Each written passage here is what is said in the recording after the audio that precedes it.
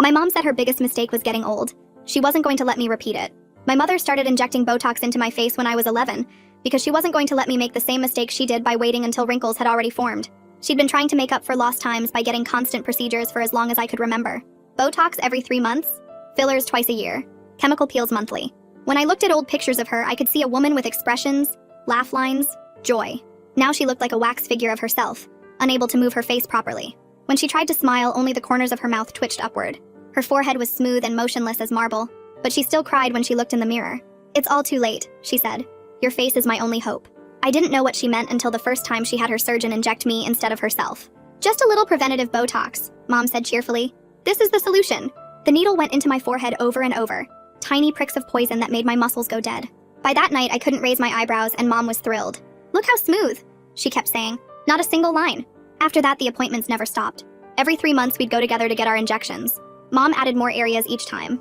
My forehead, my crow's feet even though I didn't have any, my bunny lines beside my nose. The doctor would joke that I was his youngest patient. "Starting early is smart," he'd say while paralyzing my face. "Your mother is a visionary." By 13, I couldn't make any expressions at all. My face was a mask. At school, I couldn't react normally to anything. I couldn't laugh properly at jokes, couldn't look sympathetic when friends were upset, couldn't even look interested during class. Teachers thought I was being disrespectful. Kids called me Robot Girl and Ice Queen. "Why don't you ever smile?" people would ask. I wanted to tell them I physically couldn't, but Mom had made me promise to never discuss our procedures. "Beauty secrets stay secret," she always said. "If everyone stayed young, you wouldn't be special." Mom's obsession went beyond just Botox. She forbade me from making any facial expressions even when the poison wore off between appointments. "Every movement creates wrinkles," she'd remind me constantly. No smiling, no frowning, no squinting. She'd snap her fingers in my face if she caught me moving any muscle. "Freeze!" she'd yell. "You're creating lines!" She made me practice keeping my face completely still in the mirror for hours. She even made me sleep with tape across my forehead to prevent unconscious expressions. The procedures escalated as I got older. Mom added preventative fillers to plump areas that might someday sag. My lips, my cheeks, my temples. "We're building a foundation," she explained. "By the time you're my age, you won't need reconstruction because we prevented the destruction." She started me on retinoids that made my skin peel constantly. LED light therapy every morning. Microneedling monthly. My face was always raw or swollen or numb from something. When I turned 16, I tried to refuse the next appointment. "I'm not going," I told Mom. "I want my face to move again." She laughed like I'd told a joke. "Don't be ridiculous. We have appointments booked through next year." I stood my ground. Said I wouldn't get in the car.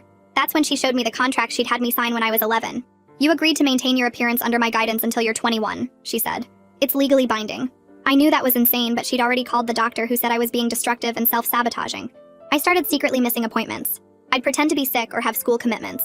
The Botox began wearing off after 4 months. I could finally move my eyebrows again. My forehead developed tiny lines when I concentrated. I was thrilled. Mom was horrified. "You're destroying everything we've built," she screamed when she noticed. "Years of prevention ruined!" She booked an emergency appointment and had them inject double the usual amount. "This will last longer," she said, "since you can't be trusted." The double dose paralyzed more than just my forehead. My eyelids drooped.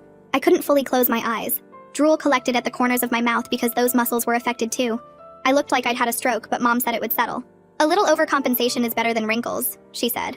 But when it didn't improve after 2 weeks, even she got nervous. The doctor said we'd have to wait for it to wear off naturally. It could take 6 months. That's when Mom decided regular procedures weren't enough anymore. She found a doctor in Brazil who did something called preventative surgical muscle removal. He literally removes the muscles that cause wrinkles. No muscle means no movement means no lines. It's permanent. I stared at her in horror. "We'll do it over winter break," she said. "By the time you're back at school, you'll be healed and perfect forever." I tried running away, but she'd put tracking apps on my phone and found me at the bus station. I tried calling child services, but she'd already told them I had body dysmorphia and was making up stories. I sit in my room the morning after Mom showed me the Brazil tickets. 6 weeks until she takes me out of the country for surgery I'll never recover from. My face still doesn't move right from the double dose. I catch myself in the mirror looking like someone who's already given up. My left eyelid droops lower than the right. The corner of my mouth sags. I try to raise my eyebrows, but nothing happens. The muscles are dead. I think about the Brazil doctor removing the muscles permanently and my stomach twists. Mom already paid the deposit. She already booked the hotel. The plane tickets sit in her purse downstairs. I've tried running away and she found me. I've tried calling for help and she got there first. I stare at my frozen face and know I'm running out of time. Monday morning, I walk into English class and wait until everyone settles into their seats. My teacher is writing the homework assignment on the board. I approach her desk and my hands shake. She turns around and I ask if I can speak with the counselor during study hall. She looks at my face for a long moment. Something in her expression shifts. She pulls out a hall pass and writes it without asking any questions. I take the slip of paper and my throat feels tight. I've never voluntarily gone to Mrs. Finch's office before. I'm out of options now. The counseling office is in the main building past the library. I walk there during third period when the halls are empty. My shoes squeak on the linoleum. I knock on the door with Ailsa Finch's name on it. She looks up when I knock. I must look terrible because she immediately closes her laptop and tells me to sit down. I lower myself into the chair across from her desk. She waits. I start talking and can't stop. Everything spills out about the injections and the tape and the contract and Brazil. The words come faster and faster. I tell her about the double dose and my drooping eyelid and the muscles that won't work anymore. I tell her about sleeping with tape on my forehead and not being allowed to make expressions. I tell her about the surgery in 6 weeks that will remove muscles permanently. She listens without interrupting once. Her face stays calm, but her pen moves across her notepad. When I finally stop talking, my chest hurts from breathing too fast. Ailsa sets down her pen and asks if she can take notes. I nod. She explains she's a mandated reporter, which means if I'm in danger, she has to tell someone. Panic rises in my chest. Mom will know. Mom will find out. But Ailsa says we'll figure this out together. Something about her calm voice makes me believe her. She doesn't sound scared or shocked. She sounds like she knows what to do. She asks if I've seen the school nurse about my face.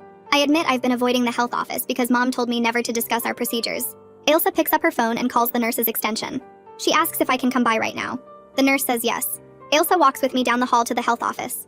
The school nurse examines my drooping eyelid under the bright lamp. She asks how long I've had trouble closing my eyes completely. I tell her about the Botox 2 months ago. The double dose. She goes very still. Then she asks my age. 16. She writes everything down in my health file with today's date. Her handwriting is small and precise. She asks about other symptoms. I tell her about the drool collecting at the corners of my mouth. The burning sensation when I try to sleep. She nods and keeps writing. She gives me moisture drops from a cabinet and says I need to see an eye doctor soon because chronic dry eye can cause permanent damage. My corneas could get scarred.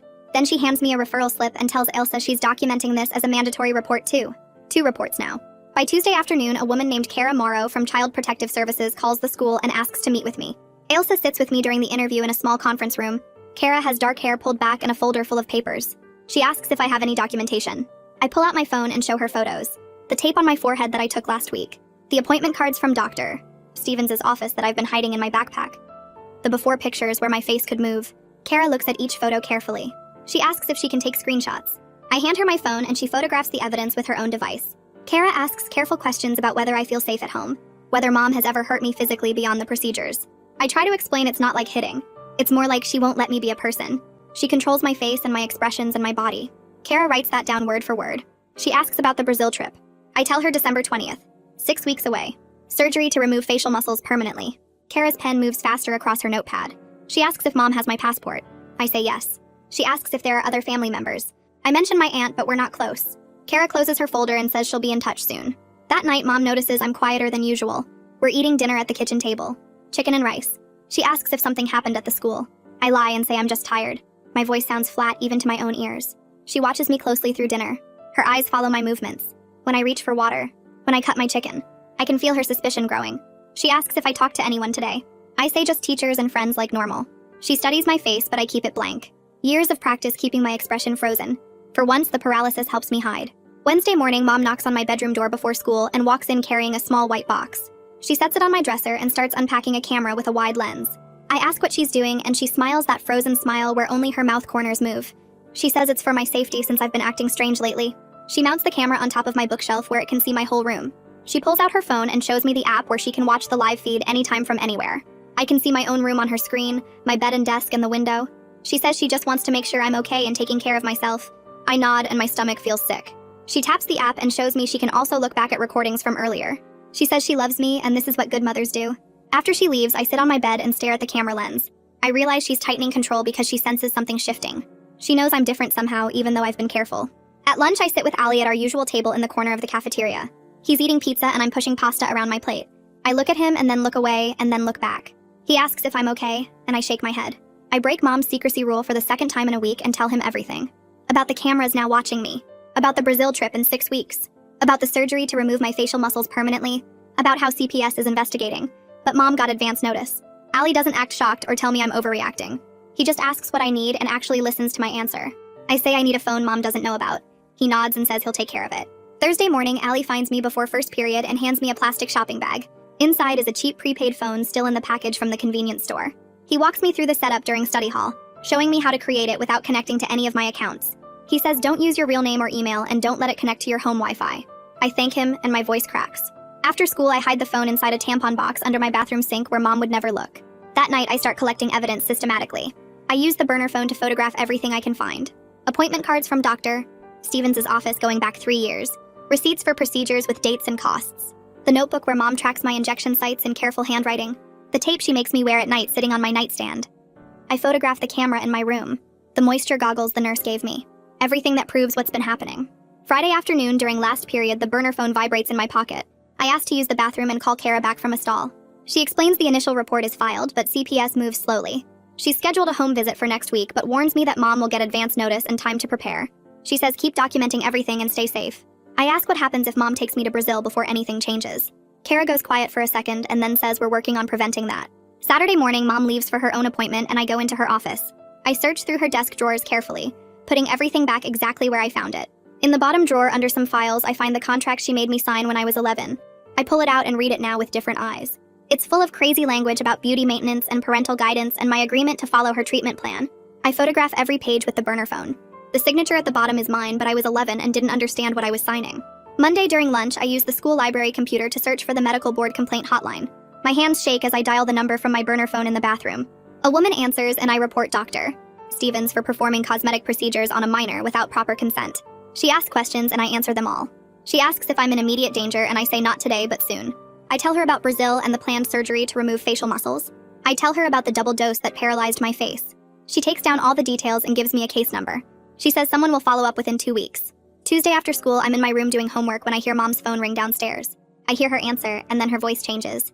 She's talking in a strained way about misunderstandings and privacy concerns. I creep to the top of the stairs and listen. She keeps saying things like this is a family matter and my daughter is fine and there's been some kind of mistake. When she hangs up, she's pale. She comes upstairs and stands in my doorway. She asks if I've been talking to anyone about our appointments. I lie and say no. She studies my face for a long time. She doesn't believe me. She holds out her hand and tells me to give her my phone. I hand over my regular phone. She says give her my laptop too. I get it from my desk and she takes it. She says I've lost privileges until I can be trusted. She says she's disappointed that I would betray our family privacy. I nod and keep my face blank. Inside, I'm grateful I already moved anything important to the burner phone hidden under the bathroom sink. Wednesday morning, mom drives me to Dr. Stevens' office without warning. She woke me up early and said we had an appointment and I knew something was wrong because this wasn't on the regular schedule. The waiting room feels different today. The receptionist won't look at me when we check in. Dr. Stevens calls us back himself instead of having a nurse do it, and his smile looks tight. He sits behind his desk and slides a paper across to me. He says it's a privacy agreement, just standard procedure for all his patients. I read it and it's not standard at all. It says I agree not to discuss my treatments with anyone, including medical professionals, school staff, or family members. It says I understand that sharing private medical information could harm the doctor's reputation and practice. The words make my stomach hurt. I look up at Dr. Stevens and he still won't meet my eyes. He's looking at his desk, at the wall, anywhere but at me. I put the pen down. I say I'm not signing this. Mom's voice gets sharp immediately. She says, of course I'm signing it. Don't be difficult. Dr. Stevens holds up his hand and cuts her off mid-sentence. He says maybe we should reschedule. Give everyone time to think. His voice sounds careful, like he's picking each word. Mom starts to argue, but he's already standing up. The receptionist is watching through the open door and I can see her face. She looks uncomfortable, maybe even worried. She glances at me and then away fast. I realize this woman has seen me come here for years, has watched mom bring me in over and over, and maybe she's finally seeing something wrong with it. We leave without another appointment scheduled. Mom is quiet in the car, but I can feel her anger filling up the space between us. Thursday evening, Kara comes for her home visit. Mom spent all day cleaning even though the house was already clean. She baked cookies that are cooling on the counter. She changed her clothes 3 times before Kara arrived. When the doorbell rings, Mom takes a breath and her face shifts into something warm and welcoming. Kara comes in and Mom is perfect. She offers coffee and cookies. She sits on the couch and talks about how much she loves me, how she just wants the best for my future. She says she knows she can be overprotective sometimes, but it comes from a place of caring. I sit in the chair across from them and my face won't move. I can't smile or nod or look interested. I just sit there like a statue while Mom performs concern and devotion. Kara takes notes and asks questions about my school and my health. Mom answers everything with the right blend of worry and hope. She's so good at this. Kara asks if she can see my room. Mom says of course, leads us upstairs. Kara walks in and her eyes go right to the camera. It's obvious, mounted on the wall facing my bed. She asks what it's for. Mom doesn't miss a beat. She says it's for my safety. I've been having some depression and she wants to make sure I'm okay. She says it gives her peace of mind when she's downstairs or out of the house. Kara writes something in her notebook but doesn't argue. She looks around at the tape on my nightstand, the moisture goggles, the completely bare walls. She thanks us and says she'll be in touch. After Kara leaves, Mom is almost giddy. She says, see, there's nothing wrong here. They can see I'm fine. She says Kara could tell we're a normal family dealing with normal teenage stuff. She makes dinner and hums while she cooks. An hour later, my burner phone buzzes in my pocket. It's Kara. Her text says she saw through the whole performance. She says we're building a case and I need to just keep collecting evidence. She says document everything and stay safe. I delete the message and feel something like hope mixed with fear. Friday at the school, the teasing gets worse. My face still looks wrong from the double dose. One side droops more than the other.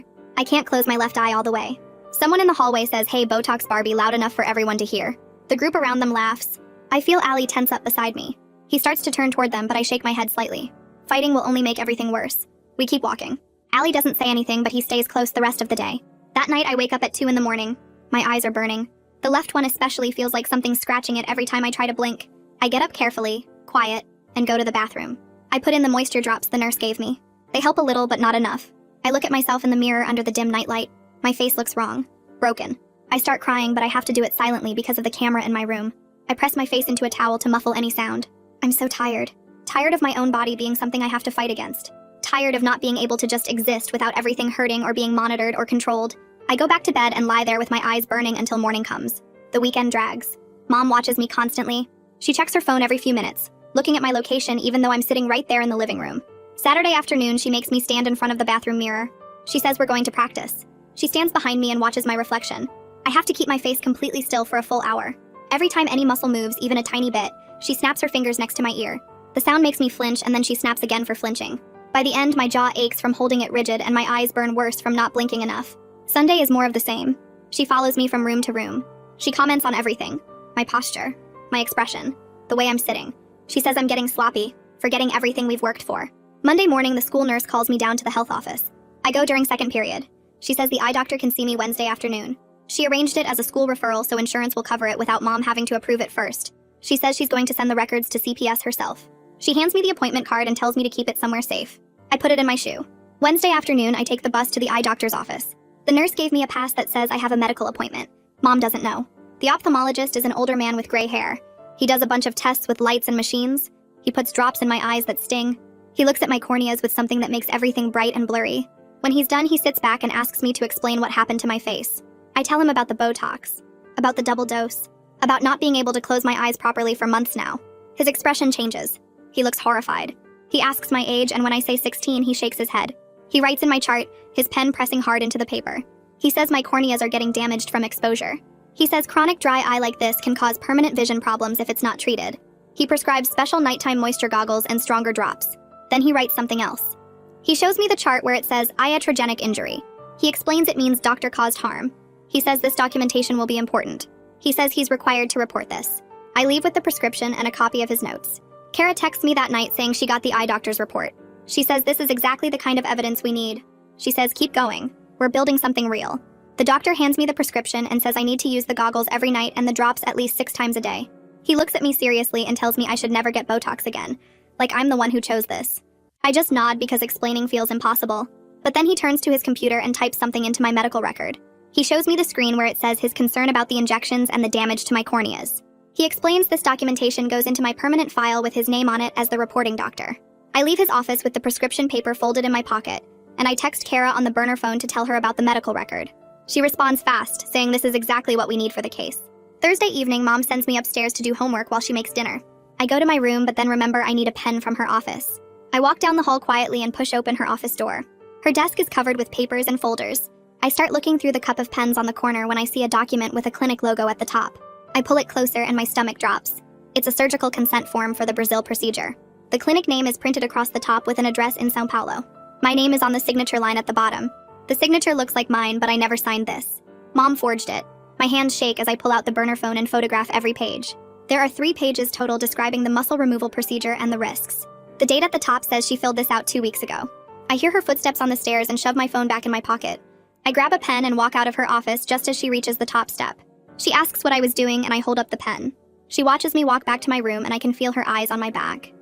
Friday morning, I wake up early and go to my dresser where I keep my passport in the bottom drawer under my winter sweaters. I pull open the drawer and dig through the sweaters, but the passport isn't there. I check every drawer in my closet and under my bed. It's gone. I find Mom in the kitchen making coffee. I ask if she's seen my passport and she says she put it somewhere safe. I follow her to the living room where her purse sits on the side table. She's in the bathroom, so I open her purse and find both our passports inside a zippered pocket. There are 2 plane tickets folded behind them. I pull them out and read the dates. December 20th, 4 weeks from now.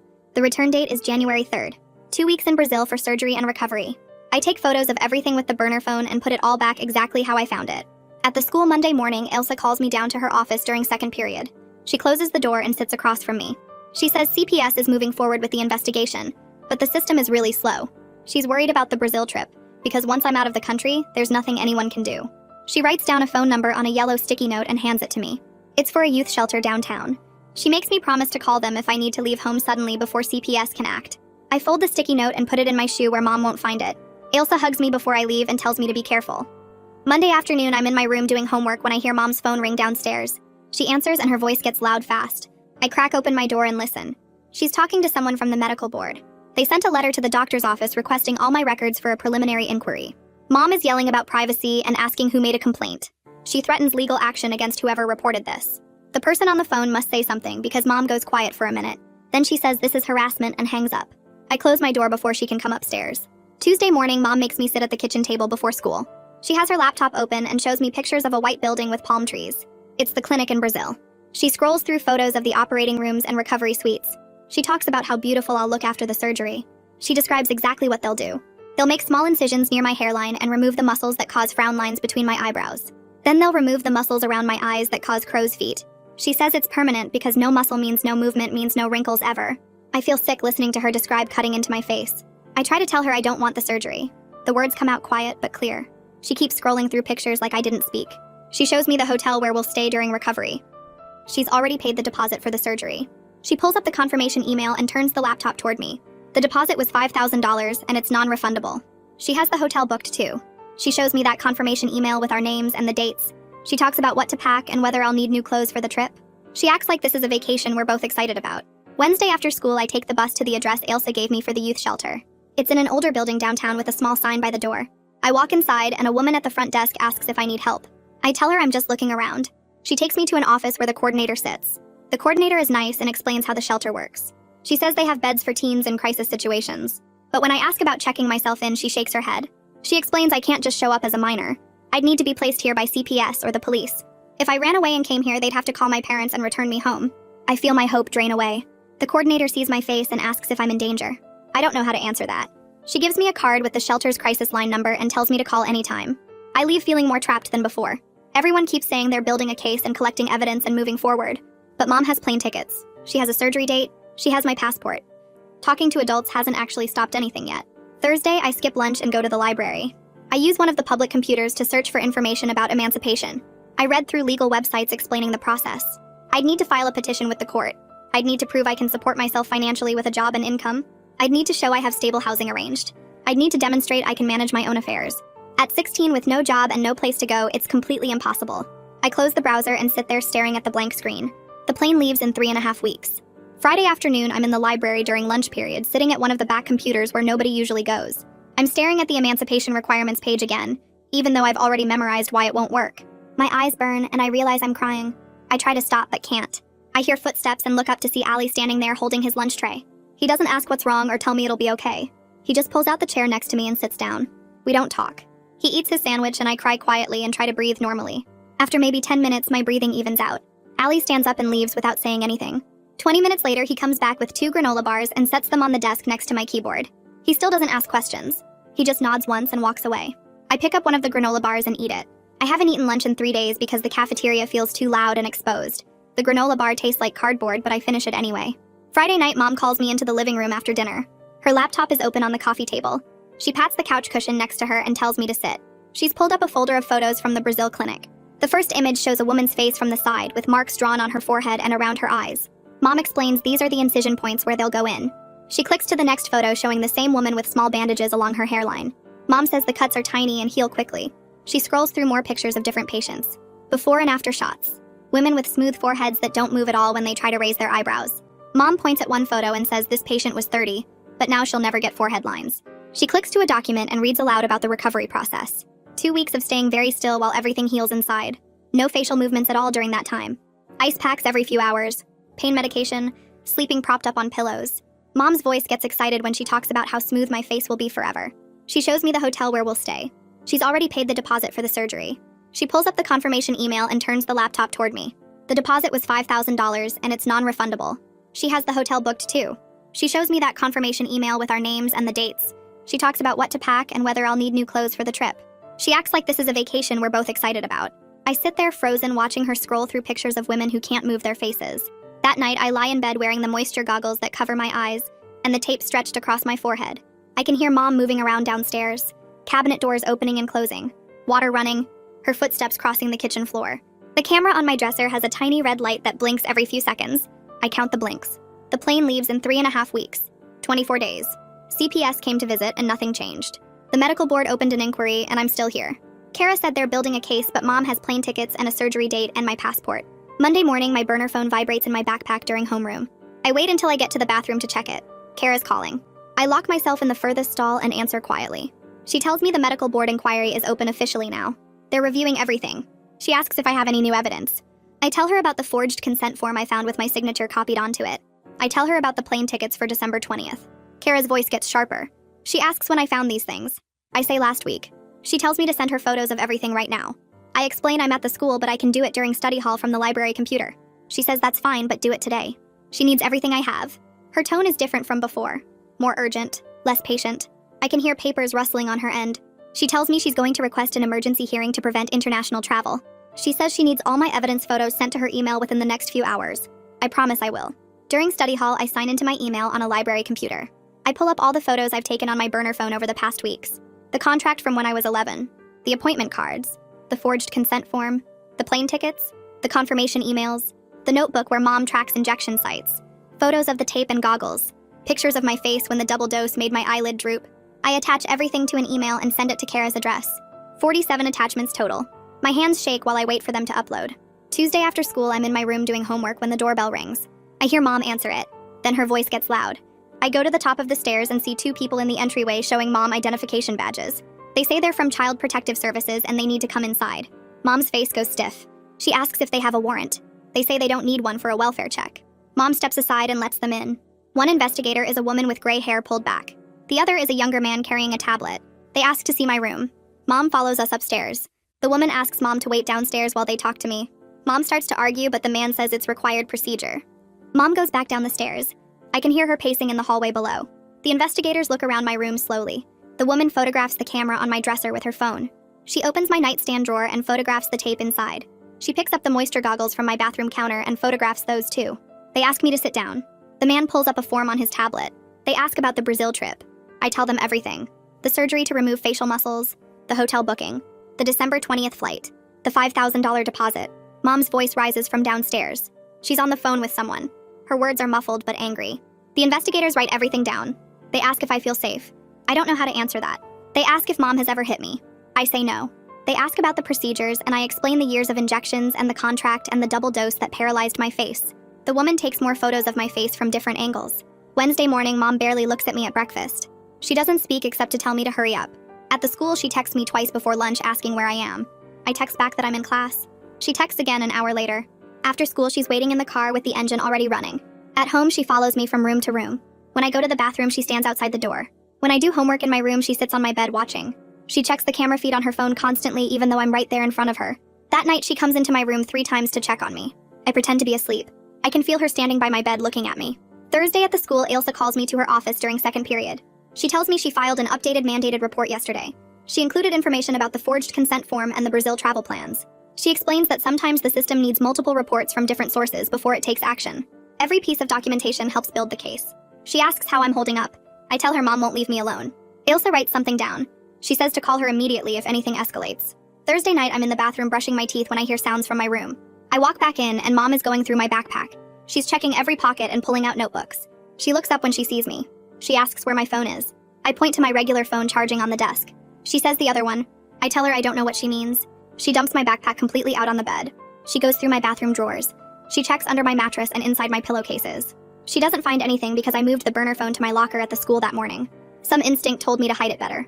Mom leaves my room without putting anything back. My stuff stays scattered across the bed. I sit down on the floor next to the mess and count days again. 3 weeks and 1 day until the plane leaves. Burner phone stays in my locker where she can't find it. Wednesday morning at the shelter, the therapist sits across from me in a small office with soft chairs and a box of tissues on the table. She doesn't ask me to explain everything at once. She asks what I need today, and I say I don't know. And she nods like that's okay. She talks about trauma and control and uses words like coercive and autonomy, and when she says what happened to me has a name, I feel something shift inside my chest. Medical abuse, psychological control. It's real. I'm not making it up or being dramatic like Mom always said. The therapist explains that my body learned to freeze as protection, and now I have to teach it that moving is safe again. She gives me homework to practice making one facial expression in the mirror each day, just to prove I can. Thursday afternoon, Kara arrives with a folder full of paperwork and sits with me in the shelter common room.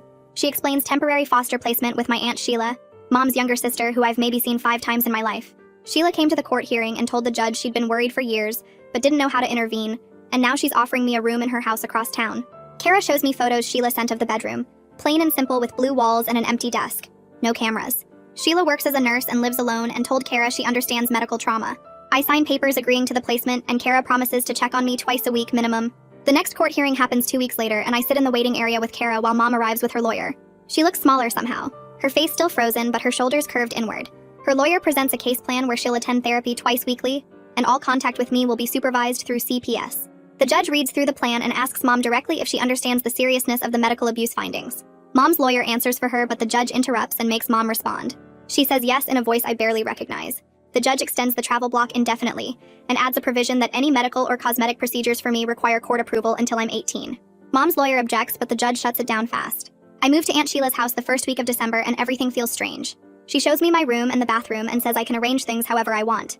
At dinner, she makes pasta and we eat at the kitchen table and she doesn't comment on my face or watch how I chew. I catch myself freezing when I reach for my water glass. That old habit of moving as little as possible, and then I remember I don't have to anymore. Sheila notices and doesn't say anything, just keeps eating her own food. That night, I sleep in a room with no camera and wake up confused about where I am. The medical board sends Dr. Stevens a formal letter in mid-December requiring him to complete ethics training and implement new protocols for treating minors. Kara tells me it's not a full license suspension, but it's significant. He can't perform cosmetic procedures on anyone under 18 without a third-party oversight now, and the board is reviewing all his minor patient files. Kara says it might lead to more consequences later, but these things take time. By winter break, I'm settling into a routine that feels almost normal. Therapy twice a week where I'm learning to recognize my own feelings instead of just Mom's reactions. Regular appointments with the eye doctor who says my corneas are healing now that I can blink properly. The Botox is finally wearing off after months, and I can move my eyebrows again. Tiny movements that feel huge. Sometimes I stand in front of Aunt Sheila's bathroom mirror and practice expressions just because I can. Raising my eyebrows, frowning, smiling with my whole face instead of just my mouth corners. My forehead wrinkles when I concentrate and I don't care. Mom writes me letters that come through her therapist to Kara to Aunt Sheila, who reads them first and asks if I want to see them. I say not yet.